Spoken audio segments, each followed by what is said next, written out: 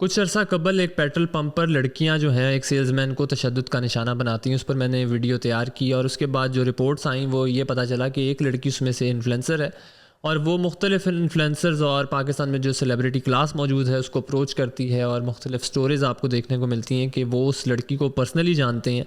اور ایسا معاملہ کوئی نہیں تھا، لڑکے نے ہراس کیا۔ تو اگر لڑکے نے بھی ہراس کیا، اس ویڈیو میں نے یہ بھی بتایا کہ مان لیتے ہیں کچھ دیر کے لیے کہ اگر اس نے ہراس کیا، لیکن آپ کے پاس اس کو تشدد کرنے کا جو تھا اختیار وہ موجود نہیں تھا، قانون کو ہاتھ میں لینے کا اختیار آپ کے پاس موجود نہیں تھا۔ آپ کمپلین کر سکتے تھے، پولیس کو فوری کال کر سکتے تھے، یا آپ کے پاس جو ایک موبائل فون ڈیوائس ہے آپ کی جیب میں، ہاتھ میں،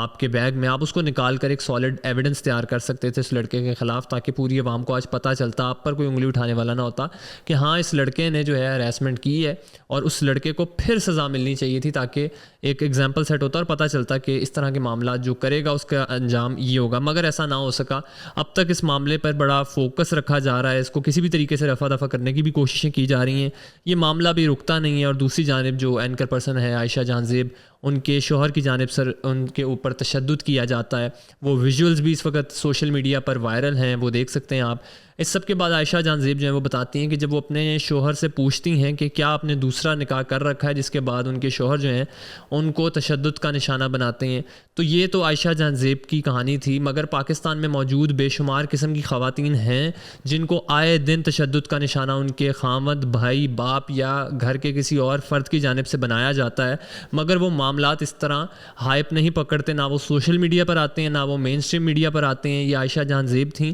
کیونکہ اینکر پرسن تھیں، میڈیا پر بھرپور طریقے سے اس ایشو پر بات کی گئی، اس لیے یہ معاملہ اس وقت آپ کے سامنے ہے۔ اگر اس معاملے کی جانچ پڑتال کی جائے تو یہ بڑا ایک ڈیپ روٹڈ قسم کا پرابلم ہے، اور جب بات کی جاتی ہے خواتین کی حقوق کی تو بہت سارے جو ہمارے ریلیجیس پارٹی کے لوگ ہیں اور جو مختلف قسم کے یوٹیوبرز موجود ہیں، انفلوئنسرز موجود ہیں، بلاگرز موجود ہیں، وہ اس معاملے پر جو ہیں آپ کو ایک بڑا ڈفرینٹ قسم کا سٹانس لیتے ہوئے نظر آئیں گے۔ اور جب پھر بات عورت مارچ کی جاتی ہے تو ٹھیک 8 مارچ کو جو ہے آپ کی جتنی ریلیجیس پارٹیز بنی ہوئی ہیں وہ بتاتی ہیں کہ عورت مارچ کیا ہے، عورت مارچ پہ کیا ہونا چاہیے، کیا نہیں ہونا چاہیے،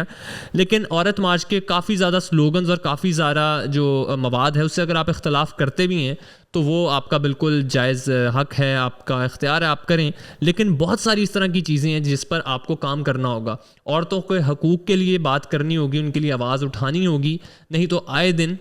اس طرح کے معاملات آپ کو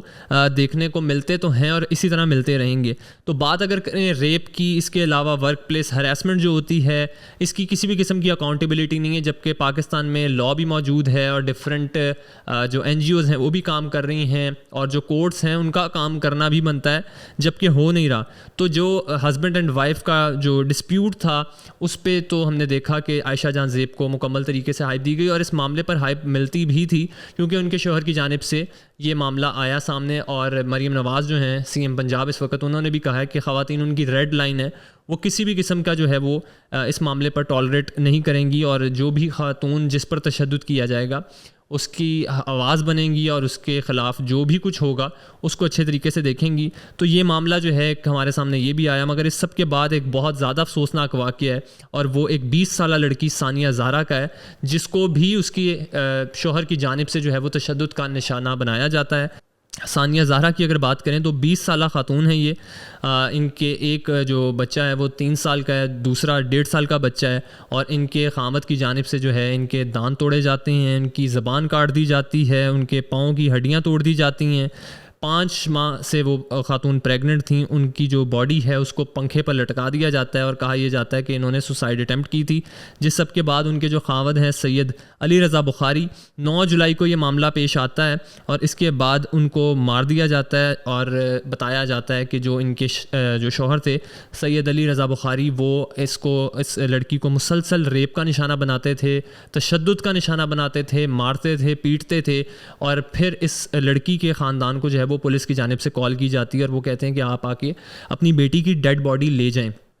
تو تیسرا معاملہ آپ کے سامنے یہ آتا ہے. تو ان واقعات کو جب آپ اکٹھا کرتے ہیں، اور اس طرح کے بے شمار واقعات ہیں جو ابھی تک رپورٹ نہیں ہوئے، اور اس طرح کے بے شمار واقعات ہیں جو ابھی ہم نے دیکھے نہیں ہیں، سنے نہیں ہیں، مگر پاکستان ہے یہ، کیونکہ ہم جانتے ہیں کہ یہاں پہ ہر دوسرے شخص کے ہاتھ میں جو ہے نا وہ قانون کی چھڑی ہے، وہ خود ہی وکیل ہے، خود ہی جج ہے، وہ خود ہی فیصلے کر رہا ہے، اور اس کو پوچھنے والا کوئی نہیں ہے. تو یہ سب معاملات جو ہم سن رہے ہیں، دیکھ رہے ہیں، وہ اس لیے دیکھ رہے ہیں کیونکہ آج سے پہلے جتنے واقعات ہوئے ہیں ہم ان کو پایا تکمیل تک پہنچا نہیں سکے، اور اس میں سے ایسا کچھ نہیں نکلا کہ وہ کسی دوسری کے لیے مثال بن سکے، اور آپ یہ آج کسی کو بتا سکیں کہ 2010 میں یا 2015 میں یا 2013 میں یا 2016 میں اسی طرح کا ایک واقعہ پیش آیا تھا، اور اس شخص کو لٹکا دیا گیا تھا یا اس کو سزا ملی تھی، اور اب جو واقعات ہو رہے ہیں ان پر بھی یہی ہونا چاہیے. تو ایسا تو کوئی واقعہ ہے ہی نہیں. اس طرح کے واقعات آپ کو ملیں گے، آپ دیکھیں گے، سنیں گے، مگر پھر آپ بھول جائیں گے. تو ایک 20 سالہ لڑکی کی جان جاتی ہے، اس کا شوہر اس کو مارتا ہے، لٹکا دیتا ہے، دانت توڑ دیتا ہے، زبان کاٹ دیتا ہے، اس کے پاؤں کی ہڈیاں توڑ دیتا ہے، اور پھر لٹکا کر کہتا ہے کہ اس نے سوسائڈ اٹیمپٹ کی تھی. اور پولیس جو ہے وہ فون کر کے اس کے والدین کو کہتی ہے کہ آپ بغیر کسی سین کو کریٹ کیے اپنی بیٹی کی ڈیڈ باڈی یہاں سے لے جائیں. تو آپ اندازہ کریں کہ صرف کچھ پیسوں اور پراپرٹی کے پیچھے جو اس کا شوہر ہے سید علی رضا بخاری، 9 جولائی کو یہ معاملہ پیش آتا ہے. اور یہ سارے معاملہ جیسا میں نے آپ کو عائشہ جہاں زیب کا ذکر کیا، ڈومیسٹک وائلنس کے جو کیسز ہیں، نہایت نان سیریس قسم کے کیسز ہیں، اور یہ آئے دن پاکستان میں آپ کو اس طرح کے واقعات دیکھنے سننے کو مل رہے ہیں. انفارچونیٹلی پاکستان میں لا جو ہے وہ لوگوں کے ہاتھ میں ہے، صحیح طریقے سے امپلیمنٹیشن نہیں ہو رہی. جو اس وقت قانون کہتا ہے اس طریقے سے کام نہیں ہو رہا، صحیح طریقے سے قانونی کارروائی نہیں ہو رہی، اس لیے آپ کو اس طرح کے واقعات دیکھنے کو اور سننے کو مل رہے ہیں. تو جہاں بات کی عورت مارچ کی، عورتوں کے جو حقوق ہیں ان کو ملنے چاہیے، اور جو عورتوں پر، خواتین پر جو تشدد ہوتا ہے اس کو روکنے کے لیے پراپر طریقے سے کمپین ہونی چاہیے. لوگوں میں شعور آنا چاہیے تاکہ ان کو پتہ چل سکے کہ عورت کا کیا مقام ہے، عورت کا کیا درجہ، اور عورت کو کس طرح یہ تمام تر چیزیں جو ہیں وہ ملنی چاہیے.